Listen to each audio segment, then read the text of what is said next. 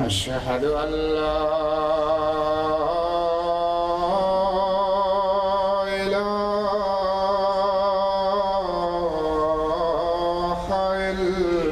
إلا الله. أشهد أن لا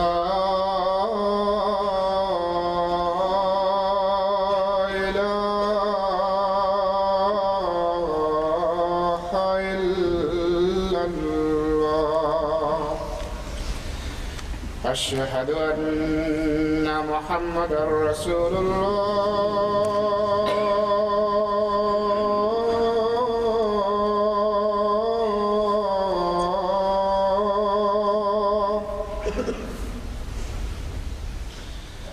أشهد أن محمدًا رسول الله. حي على الصلاة.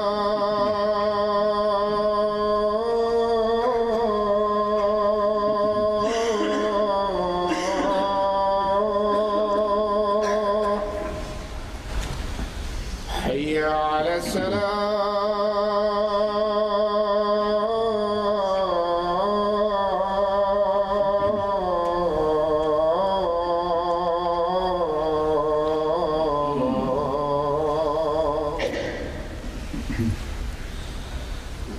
حي على الفلاح.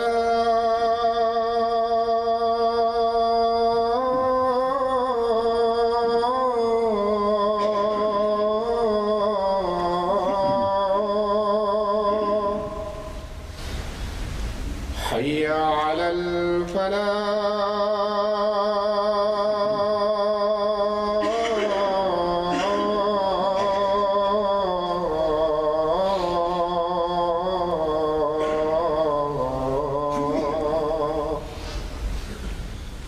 الله أكبر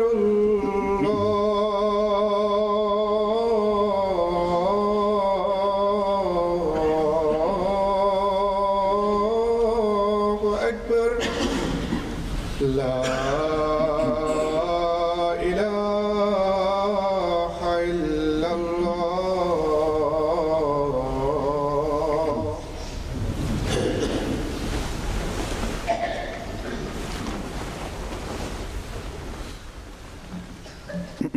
अस्सलामु अलैकुम रहमतुल्लाह।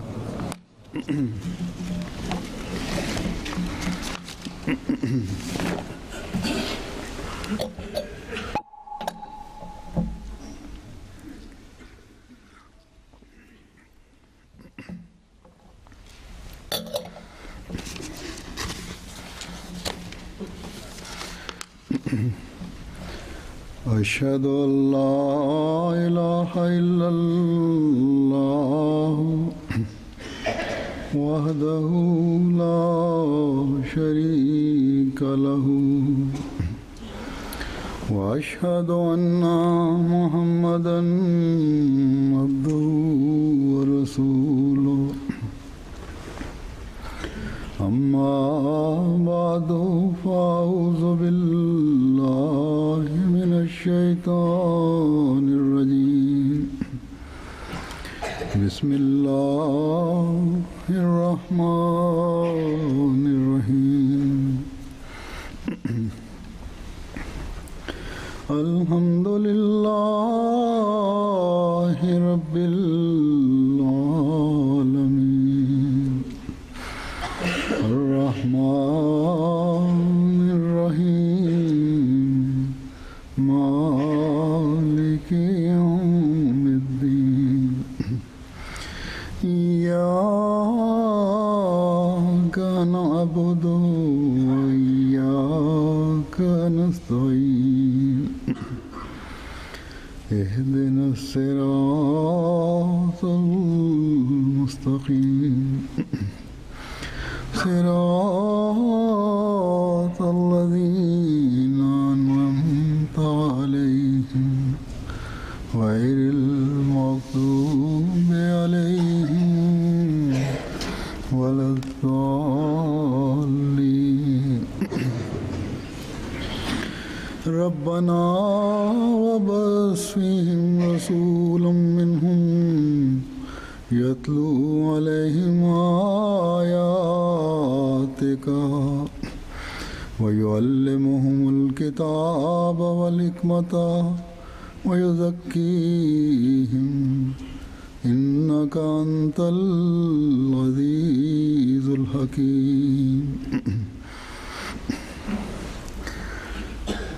اس کا ترجمہ ہے کہ اور اے ہمارے رب، تو انہی میں سے ایک عظیم رسول مبعوث کر جو ان پر تیری آیات کی تلاوت کرے اور انہیں کتاب کی تعلیم دے اور اس کی حکمت بھی سکھائے اور ان کا تزکیہ کر دے. یقیناً تو ہی کامل غلبے والا اور حکمت والا ہے.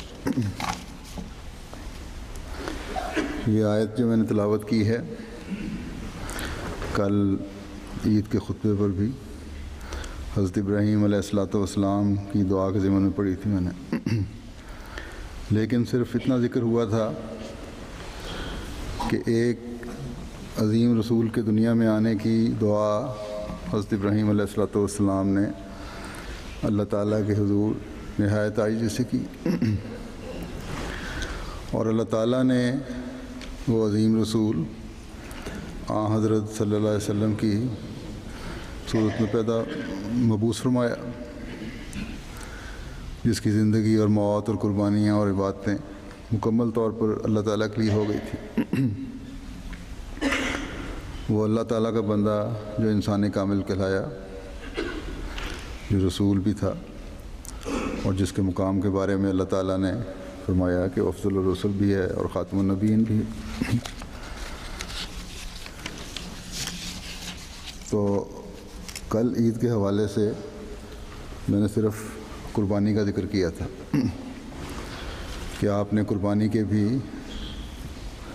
اعلیٰ معیار قائم کیے اور اپنے صحابہ میں بھی وہ روح پھونکی جس نے اپنی جان کو خدا کی امانت سمجھتے ہوئے اللہ تعالیٰ کی طرف لوٹانے کی کوشش کی، اور کسی بھی قسم کی قربانی سے کبھی دریغ نہیں کیا. لیکن اس آیت میں حضرت ابراہیم علیہ السلام نے جو دعا کی تھی وہ 4 باتوں کی تھی کہ میری نسل میں سے آنے والا نبی ان باتوں میں وہ معیار قائم کرے جو نہ پہلوں نے کبھی قائم کیے ہوں اور نہ بعد میں آنے والے اس تک پہنچ سکیں. یعنی پہلوں میں تو اس لیے نہیں یہ اعلیٰ معیار قائم ہو سکتے کہ انسانی ذہن اور روحانیت کے معیار ابھی اس معراج تک نہیں پہنچ سکے تھے جن تک اللہ تعالیٰ نے انسانی ارتقاء کے ساتھ اسے پہنچانا تھا. حضرت ابراہیم علیہ السلام کو اللہ تعالیٰ کی دی ہوئی فراست اور یقیناً الہام سے بھی نظر آ رہا تھا کہ انسان کی ذہنی، علمی اور روحانی ترقی بہت دور تک جانی ہے، اور ایک زمانہ آئے گا جب یہ منازل حاصل ہوں گی. تو آپ نے یہ دعا کی کہ اے میرے خدا، جب تیری تقدیر کے تحت وہ زمانہ آئے جب روحانی، علمی اور ذہنی جلا اور ترقی کا زمانہ ہو، تو اے میرے خدا اس وقت روحانی ترقیات کے حصول کے لیے جو نبی تو مبعوث فرمائے، انسان کو نئے علوم سے متعارف کرانے اور اپنی ہستی کے ثبوت کے لیے دلائل سے پر تعلیم جو ہے تو جس نبی پر اتارے، کائنات کے اسرار و رموز جس نبی کے ذریعے سے ظاہر فرمائے، وہ رسول، وہ آخری شرعی کتاب کو لانے والا رسول، اے خدا میری دعا ہے کہ وہ میری نسل میں سے ہو اور بنی اسماعیل کی نسل میں سے ہو. اور اس کے لیے آپ نے 4 چیزیں اللہ تعالیٰ سے اس عظیم رسول کے لیے مانگی. پہلی بات آپ نے یہ عرض کی کہ یتلو علیہم آیات کا، جو ان پر تیری آیات تلاوت کرے. دوسری بات یہ کہ یعلمہم الکتاب، انہیں کتاب کی تعلیم دے. تیسری بات یہ کہ تعلیم کی کتاب کی تعلیم کے ساتھ حکمت سکھانے والا بھی ہو.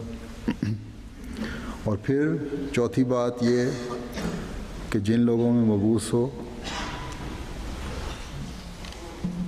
اور جو قیامت تک پیدا ہونے والے ہیں ان سب کا تزکیہ بھی ہمیشہ کرتے رہنے والا ہو، تزکیہ کرنے والا ہو، اور ایسی تعلیم ہو جو ہمیشہ جس کے ذریعے سے تزکیہ ہوتا چلا جائے. اور آخر میں یہ دعا کی کہ اے خدا تو العزیز ہے، کامل غلبے والا ہے، اور الحکیم ہے، بڑی حکمت والا ہے. تیری جیسی عزیز ہستی ہی اس کامل انسان، ایسا کامل انسان پیدا کر سکتی ہے، اور تجھ جیسی حکیم ہستی ہی اس نبی کو وہ حکمت عطا کر سکتی ہے جس سے وہ یہ تمام امور سر انجام دے سکے. بس حضرت ابراہیم علیہ السلام نے یہ دعا کی کہ میری اس قربانی اور میری بیوی اور بیٹے کی اس قربانی کو ہم تبھی تیری درگاہ میں قبول سمجھیں گے جب یہ تمام خصوصیات رکھنے والا، سب نبیوں سے افضل اور تیرا پیارا ہماری نسل میں سے ہو اور حضرت اسماعیل علیہ السلام کی اولاد میں سے ہو. جس طرح تو نے یہ احسان کیا ہے کہ خانہ کعبہ کی نشاندہی کر کے اس کی تعمیر ہم سے کروائی ہے تاکہ اس جگہ کو مرجع خلائق بنا دے، لوگوں کے آنے کی جگہ بنا دے. اسی طرح یہ بھی ہماری دعا قبول فرما کہ تیرے علم کے مطابق جو عظیم رسول مبعوث ہونا ہے، جس نے آ کر آئندہ نسل انسانی کو اپنے کمال کے نمونے دکھانے ہیں، وہ ہماری نسل میں سے ہو. چنانچہ اللہ تعالیٰ اس صورت میں جس میں اس کا آیت کا بیان ہوا ہے سورہ بقرہ میں، جو حضرت ابراہیم علیہ السلام کی دعا تھی، اسی میں آگے جا کے فرماتا ہے کہ جیسا کہ ابراہیم نے دعا کی تھی اس رسول کے لیے جو عظیم رسول اور عظیم شریعت لانے والا رسول ہے، میں نے وہ دعا قبول کر لی اور تمہیں وہ رسول بھیج دیا. جیسے قرآن کریم میں اللہ تعالیٰ فرماتا ہے کما ارسلنا فیکم رسول منکم یتلو علیکم آیاتنا ویزکیکم ویعلمکم الکتاب والحکمت ویعلمکم ما لم تکونوا تعلمون.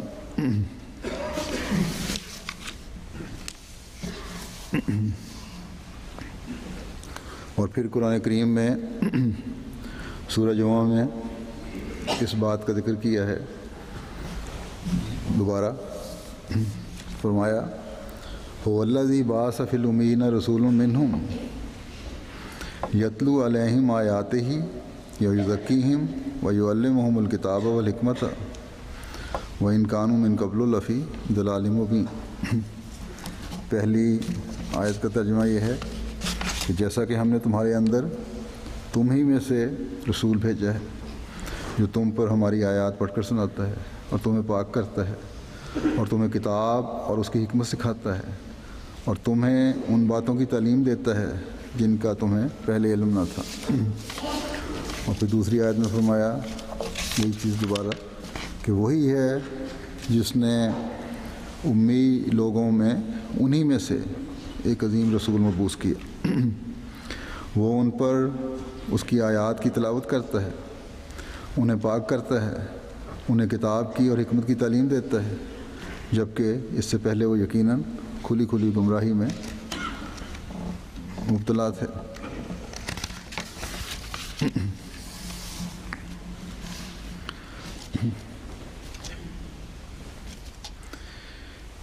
لیکن ان دونوں آیات میں اور پہلی آیت میں جو حضرت ابراہیم علیہ السلام کی دعا تھی، ایک بظاہر معمولی ترتیب کا فرق ہے جو نظر آتا ہے، لیکن یہ فرق کیونکہ اللہ تعالیٰ کی ذات حکیم ہے، اس نے خاص حکمت سے رکھا ہے۔ گویا قرآن کریم کا ہر لفظ، اور نہ صرف لفظ بلکہ اس کی ترتیب بھی اپنے اندر حکمت لیے ہوئے ہے۔ قرآن کریم پر اعتراض کرنے والے اعتراض کرتے ہیں کہ ترتیب نہیں ہے، جبکہ اصل بات یہ ہے کہ ان لوگوں کو قرآن کریم کی آیات پر غور کرنے کی صلاحیت ہی نہیں ہے، اور جب تک دل پاک نہ ہو صلاحیت پیدا بھی نہیں ہو سکتی۔ یہ فرق ہے جو حضرت ابراہیم علیہ السلام کی دعا میں ہے، وہ یہ ہے کہ حضرت ابراہیم علیہ السلام نے مانگا تھا کہ پہلی چیز جو مانگی تھی وہ یہ تھی کہ جو تیری آیات تلاوت کرے، دوسری بات انہیں تعلیم دے، تیسری بات اپنی حکمت دے، اور چوتھی بات یہ کہ ان کا تزکیہ کرے۔ تو یہ دعا کی ترتیب ہے جو حضرت ابراہیم علیہ السلام نے مانگی۔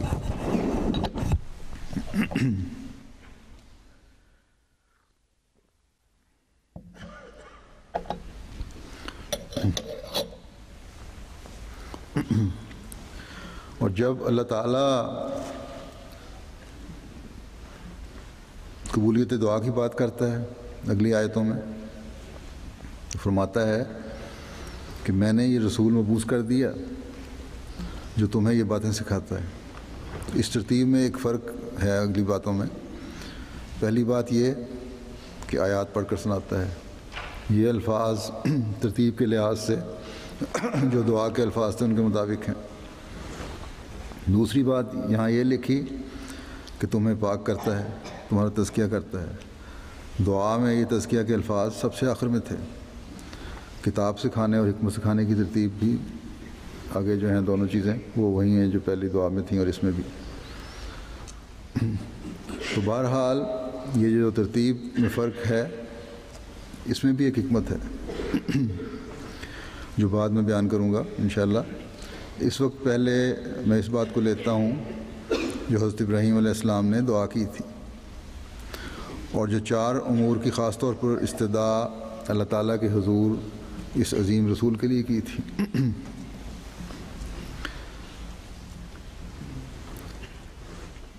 ان کا مطلب کیا ہے ان 4 باتوں کا؟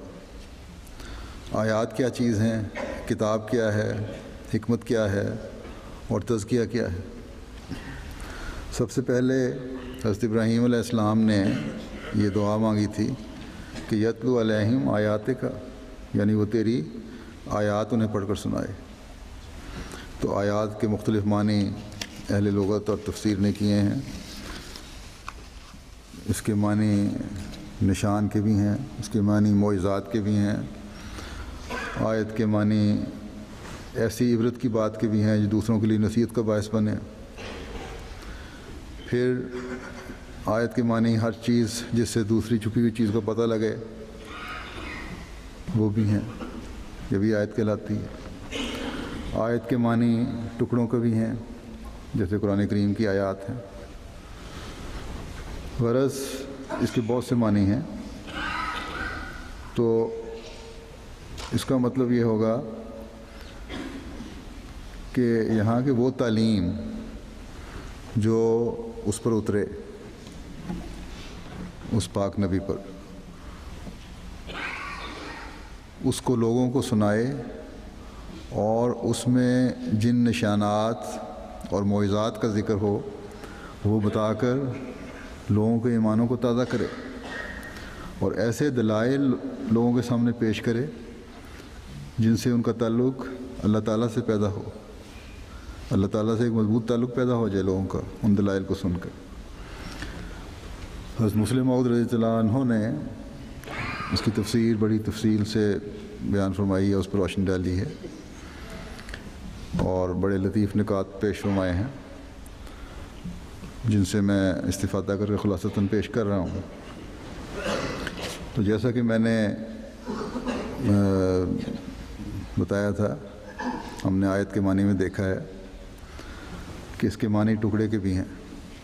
تو یتلو علیہم آیات کا میں اس طرف بھی اشارہ ہے کہ جو تعلیم حضرت صلی اللہ علیہ وسلم پر اترے گی وہ ایک وقت میں نہیں اترے گی بلکہ ٹکڑوں میں اترے گی۔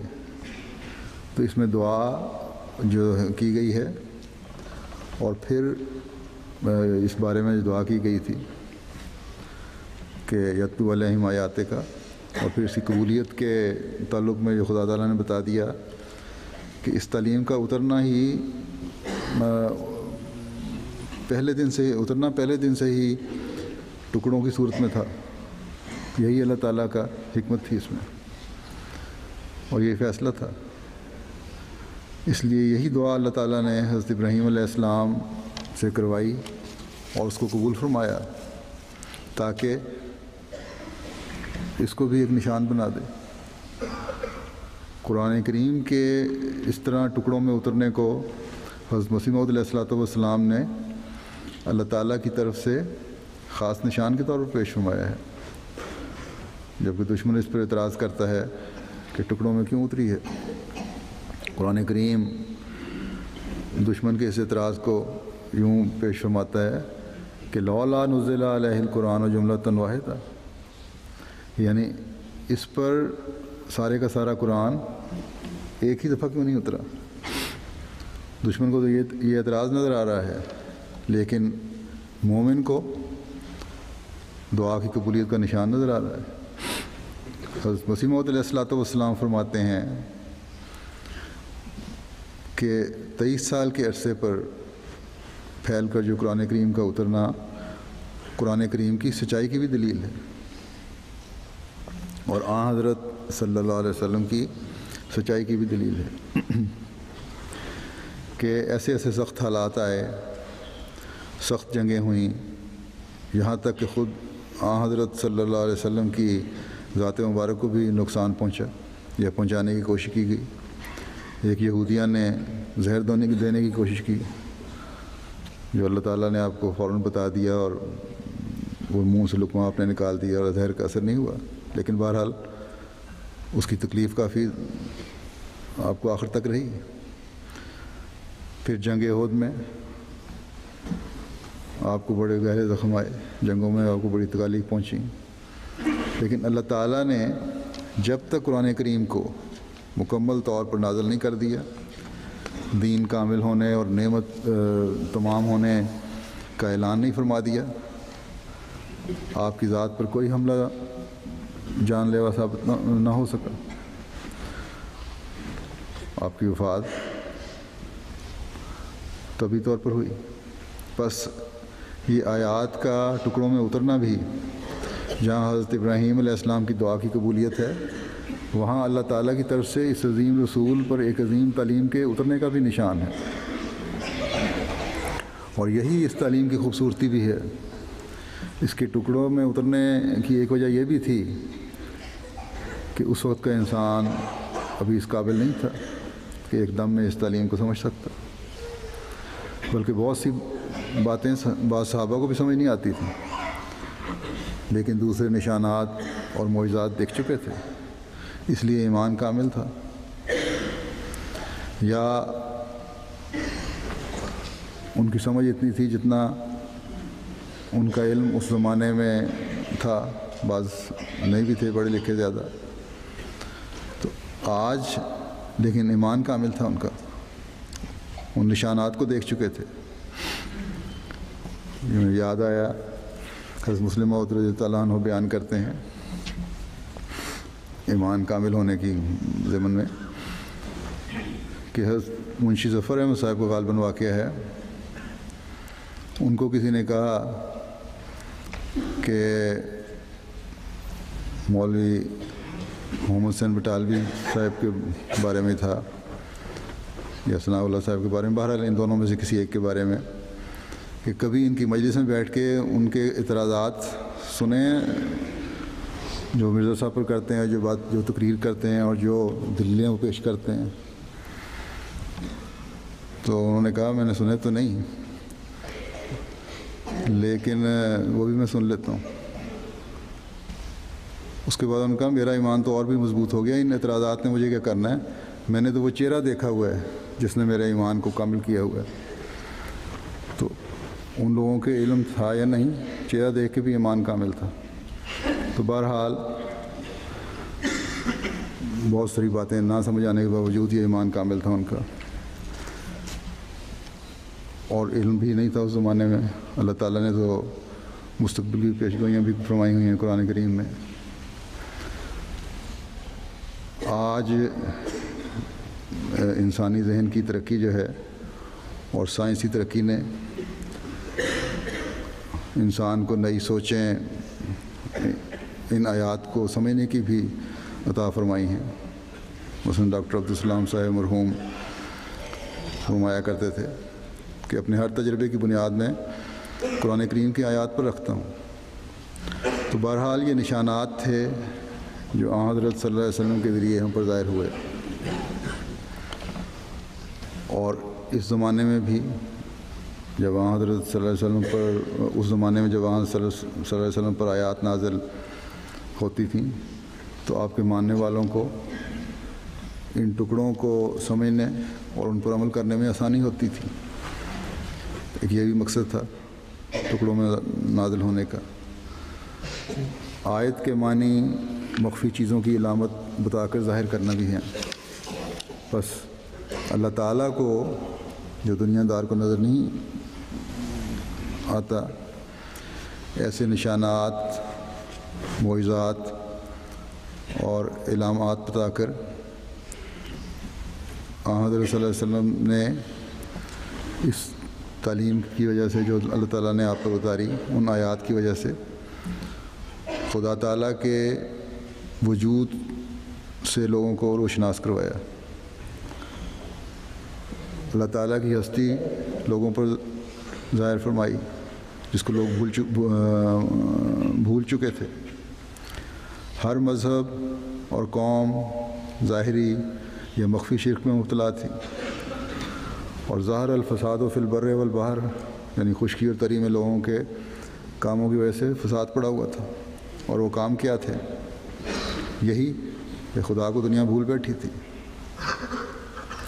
بظاہر مذہب کا لبادہ اوڑھنے والے بھی خدا کو بھلا بیٹھے تھے، اور ظاہری شرک نے بھی انتہا کی ہوئی تھی.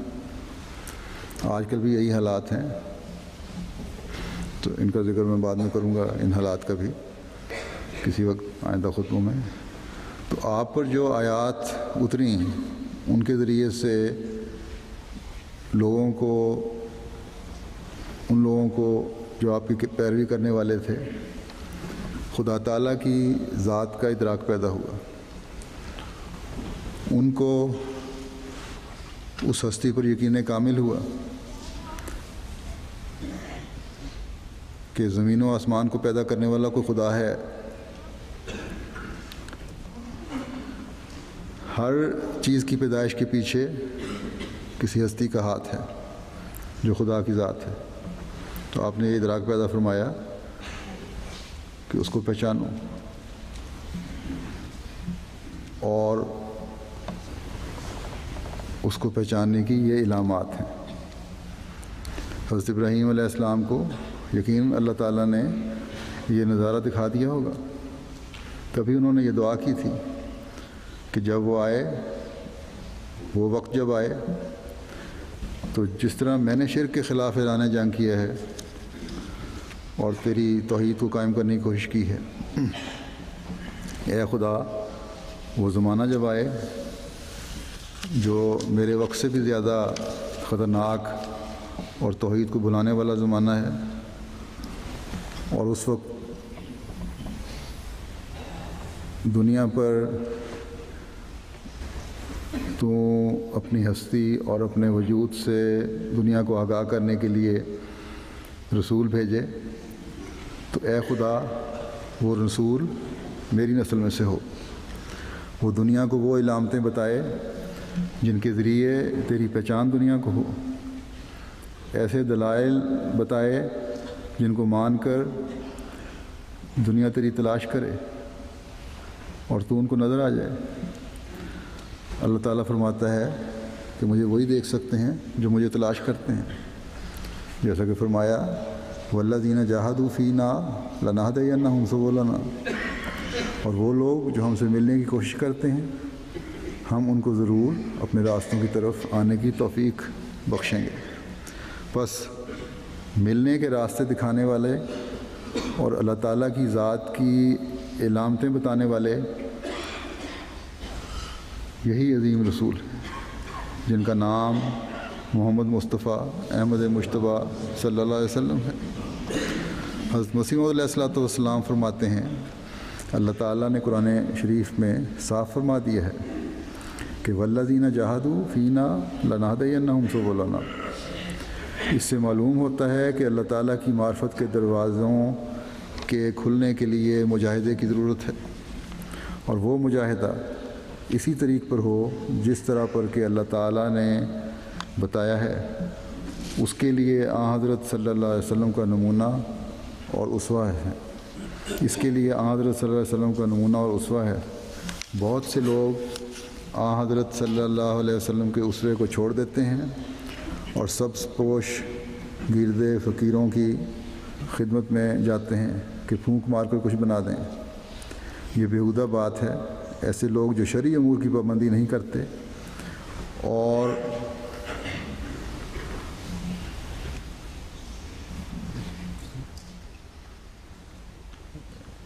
اسے بیہودہ اور ایسے بیہودہ دعوے کرتے ہیں، وہ خطرناک گناہ کرتے ہیں اور اللہ تعالیٰ اور اس کے رسول سے بھی اپنے مراتب کو بڑھانا چاہتے ہیں۔ پس نشان دکھانا اللہ تعالیٰ نے حضرت صلی اللہ علیہ وسلم کے سپرد فرمایا۔ آپ نے ہمیں ان آیات کے مطابق جو اللہ تعالیٰ نے آپ پر اتاری یہ بتا دیا کہ اللہ تعالیٰ کو دیکھنے کے لیے اس کی راہ میں کوشش اور جہاد ضروری ہے۔ بس یہ نشانی بتا دی، اب کوشش کرنا تمہارا کام ہے۔ علامات بتا دیں، دلائل دے دیے کہ خدا ہے اور ہونا چاہیے، دنیا کو پیدا کرنے والا ہے، زمین و آسمان کو پیدا کرنے والا ہے، لیکن اس تک پہنچنے کے لیے تمہاری کوشش ضروری ہے۔ بس اللہ تعالیٰ پیروں فقیروں کے ذریعے سے نہیں ملتا،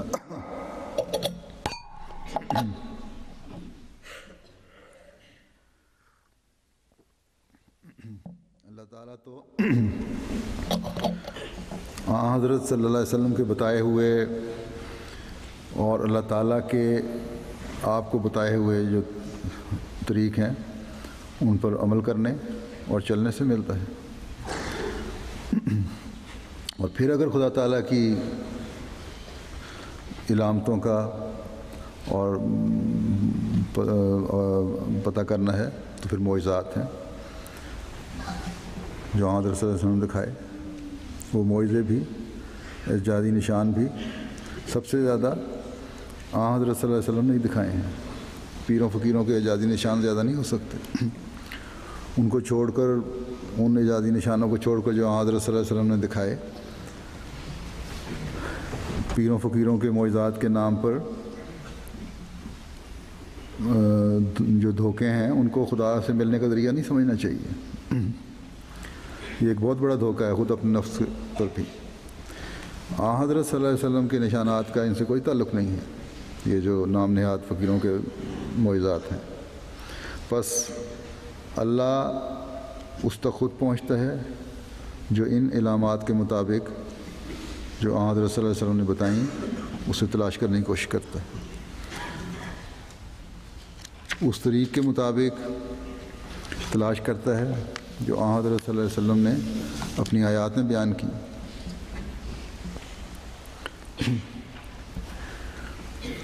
بس اس کے مطابق ہمیں چاہیے کہ ہم اللہ تعالیٰ کو تلاش کریں۔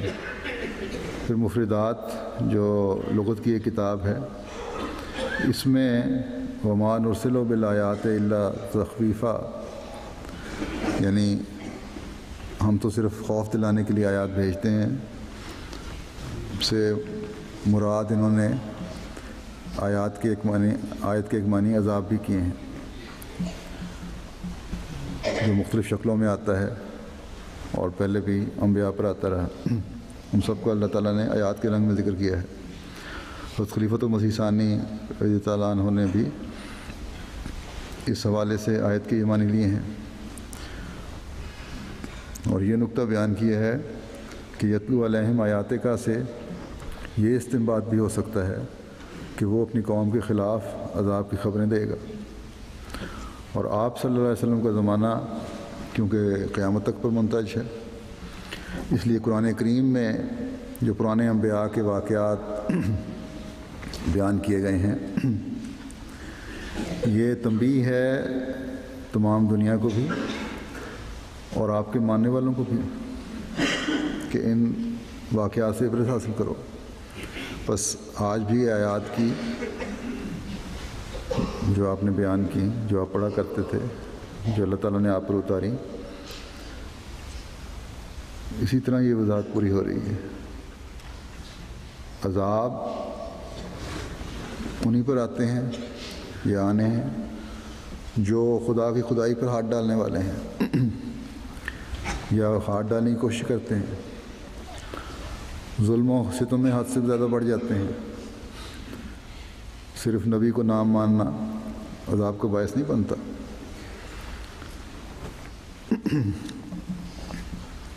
گو کہ یہ بھی بڑی بدقسمتی ہے، لیکن اللہ تعالیٰ اس پر ناراض نہیں ہوتا۔ لیکن جب انتہا سے زیادہ فتنہ و فساد، ظلم بڑھ جاتا ہے، تب اللہ تعالیٰ کی پکڑ آتی ہے۔ بدقسمتی سے مسلمان جو سب سے پہلے مخاطب ہیں قرآن کریم کے، وہ بھی اس کو بھول رہے ہیں اور اپنی حدوں سے تجاوز کر جاتے ہیں اور ان آیات سے سبق نہیں لیتے جو قرآن کریم میں بیان ہوئی ہیں۔ اللہ تعالیٰ انہیں بھی عقل دے اور تمام دنیا کو بھی، اور ہمیں بھی ان آیات کی صحیح فہم و ادراک عطا فرمائے جو اللہ تعالیٰ کے رسول نے ہمیں بتائی ہیں، تاکہ ہم صحیح طور پر اس کی ذات کا فہم و ادراک حاصل کرنے والے ہوں اور اس کے آگے جھکنے والے ہوں۔ باقی جو خصوصیات ہیں وہ انشاءاللہ آئندہ